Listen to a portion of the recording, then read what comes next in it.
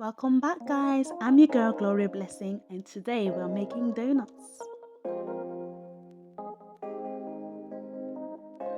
So first you're going to need 3 cups of plain flour, which you're going to pour into a mixing bowl. You're going to then use 1 or 2 egg yolks and pour into that warm milk, about 3/4 cup of warm milk. And then you're going to add 1 tablespoon of yeast and 3 tablespoons of butter. You're going to mix that, and then you're going to start kneading it. And then when you have the dough, you're going to place it into a bowl and cover it until it doubles up in size. Once it has doubled up in size, you're going to punch the air out of the dough,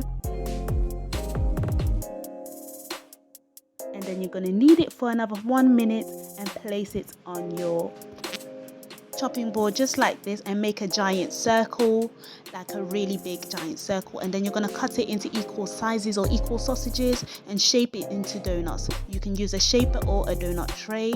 I didn't, and then I baked it for 5 minutes and then took it out, and I widened the circles, the holes in the middle.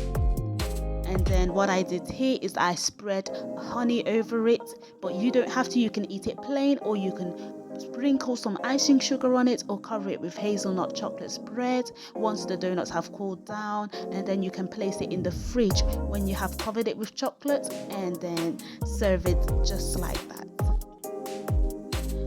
As usual, I forgot to have my fruits, so I served this one with fruits and a little bit of white chocolate and sprinkle some icing sugar, and there you go. I hope you enjoyed the video. Thank you. Bye.